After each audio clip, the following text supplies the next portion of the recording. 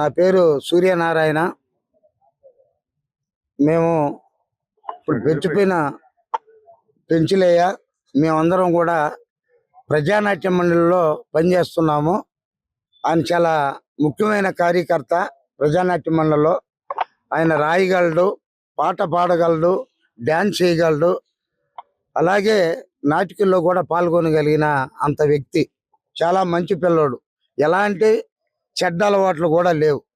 ఒక రకంగా చెప్పాలంటే ఒక బాధ్యత కలిగిన కొడుకు ఎదుగొచ్చాక ఆ బిడ్డని హత్య చేస్తే ఎంత ఘోరంగా ఉంటుందో అంత ఘోరం ఈరోజు మా యొక్క ప్రజానాట్య మండలి దీంట్లో జరిగింది. మేము ఎందుకు చెప్తున్నామంటే వాళ్ళు మన బోడిగోడి తోట దగ్గర కాపురం ఉంటున్న పేద ప్రజలు, చాలా పేదోళ్ళు, ఆ పూటకి ఆ పూట పని చేసుకుని బతికే ప్రజలు వాళ్ళు అటు ఉన్న వాళ్ళందరికీ ఒక స్వచ్ఛంద సంస్థ ఆర్బిటి అనే సంస్థ వాళ్ళకు ఒక సొంత ఇల్లు ఏర్పాటు చేసి స్వచ్ఛందంగా ఆడ ఏర్పాటు చేయడం జరిగింది.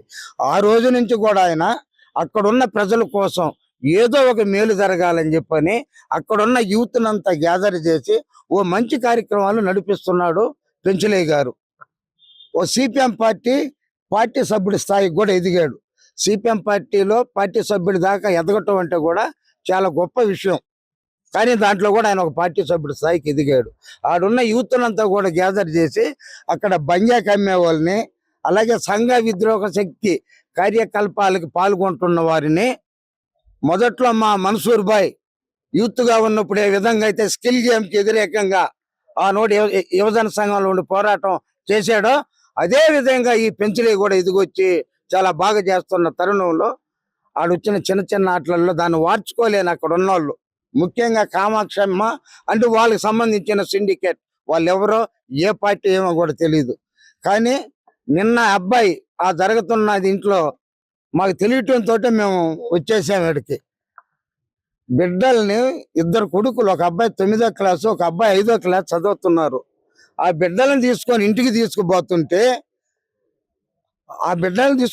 తీసుకుపోతుంటే అతి దారుణంగా మాకు చెప్పిన అక్కడ ఉన్న ఆయన కొడుకు చెప్పిన ప్రకారం మేము నిన్న అక్కడ ఆర్కేటి నగర్ పోతే 4 బండ్లు 5 బండ్లు దొంగల్లాగా ముసుగులు వేసుకొని అతి దారుణంగా ఆ బండిని కొట్టి కింద పడేసి ఆ బిడ్డని ఆ పెంచులని అతి దారుణంగా నరికి చంపారు.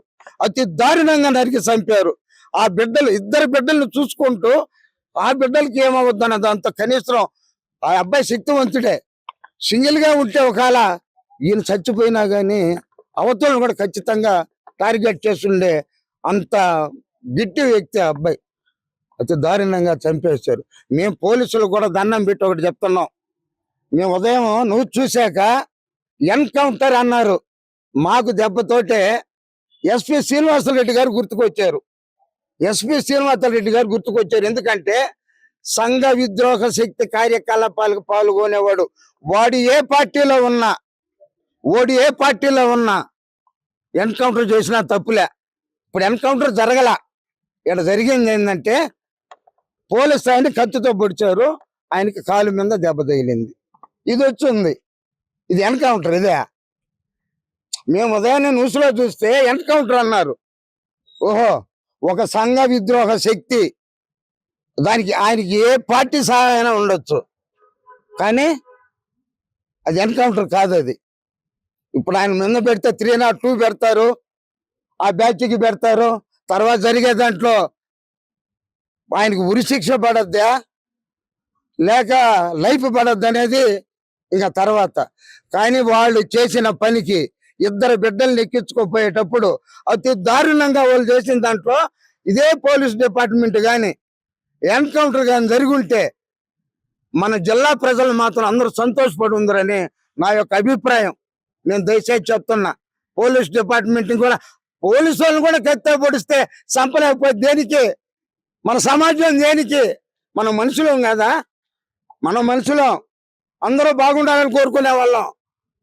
వాళ్ళకి ఎవరైనా ఉండొచ్చు బ్యాక్గ్రౌండ్, మంచి కోరుకొని ఆడ తీసుకుపోయి ఒక డిఎస్పీని పెట్టి ఒక కమిటీ ఏర్పాటు చేసి, అయ్యా మా ఏరియాలో మేము పేదవాళ్ళం ఉన్నాం, మేము నివసిస్తున్నాం, ఇక్కడ బంగాకి అమ్మిన దానివల్ల, సారా అమ్మిన దానివల్ల, దొంగతనాలు పోయిన దానివల్ల ఈడున్న 152 కుటుంబాలకి అన్యాయం జరగద్ది, అట్లా జరిగేదానికి లేదు అని చెప్పిన కమిటీ ఏర్పాటు చేసిన ఆ పెంచులని టార్గెట్ చేసి చంపితే ఇంకొక ఏ యూత్ ముందుకు వస్తారు?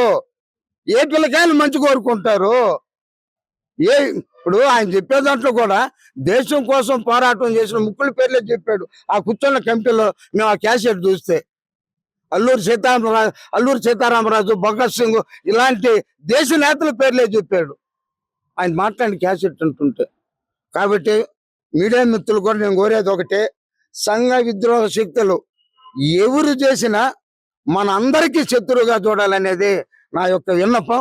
నేను సిపిఎం పార్టీ నగర కమిటీలో పనిచేస్తున్నాను. రెండోది, ఈయన ప్రజానాట్యం మండలిలో మాకు ఒక ఎదుగొచ్చిన కొడుకుతో సమానం. ఆ కొడుకు ఈరోజు చనిపోయినట్టు మా అందరి కుటుంబాల్లో కూడా. ఎలాంటి ఇప్పుడు ఏదైతే ఈ పెన్షన్ తీసిన వారికి ఎలాంటి శిక్ష చేయాలంటారు? ఖచ్చితంగా చట్టపరమైన అన్ని సెక్షన్స్ వాళ్ళకి ఉపయోగపడాలి. ఆ 302 వచ్చేటికి ఆయన ఎన్కౌంటర్ చేస్తారా, లేక ఉరి శిక్ష చేస్తారా అని అనేది ఆ పోలీసులే, మా యొక్క చట్టమే దీని మీద న్యాయం చేయాలని మా యొక్క విజ్ఞప్తి. ముఖ్యంగా కొన్ని రాజకీయ పార్టీలు కూడా సంఘ విద్రోహ శక్తి కళాకారులు పాల్గొనేటప్పుడు వాళ్ళు ఖండించకుండా కొందరు వాళ్ళ అవసరాలు ఇచ్చి ఉపయోగపెట్టుకుంటున్నారు. ఇది సరైనది కాదు. ఎవరైనా కావచ్చు. అలాంటి వచ్చినప్పుడు మాత్రం వాళ్ళని పక్కన పెట్టాలి. ఈ మధ్య జరిగినటువంటి మామూలుగానే మనకున్నది, మన నెల్లూరు జిల్లా చాలా శాంతియుతమైన జిల్లా, చాలా మంచి జిల్లా. మనం గాంధీ గారు కోరుకున్నట్టు అర్ధరాత్రి పూట ఆడపిల్ల రోడ్లోకి వచ్చే రోజులు రావాలని, అంత కాకపోయినా ధైర్యంగా జరగలిగిన జిల్లా. కానీ ఈ మధ్య జరిగేదంట సంఘటనలు చూస్తుంటే, టిఫిన్ కట్టుకుంటా బండి తీయమంటే ఒక మర్డరు, ఎవరో ఒక ఆమె ఒక స్థాయికి వచ్చి ఒక విజరా ఆమె కార్యక్రమానికి పోయేస్తుంటే 4 బళ్ళు పెట్టి కాపలా కాచి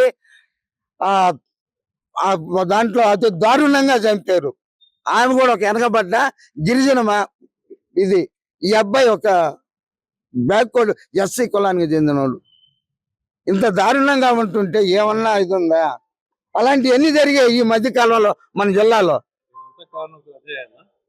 దీనికంతా కారణం చట్టపరమైన వ్యవహారంలో మొదటిది పోలీస్ డిపార్ట్మెంట్ కూడా ఖచ్చితమైన ఇది ఉండాలి. అవునండి, పోలీసు ప్రవర్తిస్తున్నారు. వాళ్ళు ముడుపుల కోసం, వాళ్ళు ప్రాధాన్యత కోసం వీళ్ళని వాళ్ళు కప్పుపుచ్చుతున్నారు.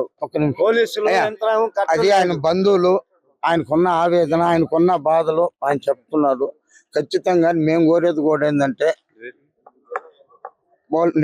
ఏంటంటే ఖచ్చితంగా పోలీస్ డిపార్ట్మెంట్ ముఖ్యంగా వీటన్నిట్లలో ముఖ్యమైన పాత్ర వహించాలని అన్ని రాజకీయ పార్టీలు కూడా వాళ్ళకి ఫోన్లు చేస్తుంటారు. అయినా ఏది న్యాయం, ఏది చట్టం అనే దాన్ని గౌరవించే ముందుకు తీసుకుపోవాల్సిన బాధ్యత మాత్రం పోలీస్ డిపార్ట్మెంట్ ముందే ఉంది.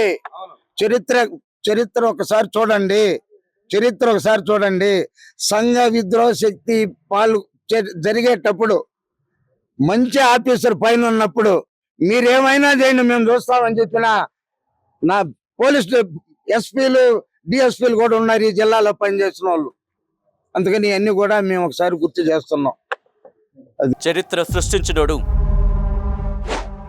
ఇప్పుడు ఆ చరిత్రని తిరగరాయబోతున్నాడు. అబద్ధాల గోడల్ని బద్దలు కొట్టి నిజాలను రాగా మీ ముందుంచబోతున్నాడు. నిజమైన వార్తల కోసం వెంటనే డౌన్లోడ్ చేసుకోండి రా యాప్ని.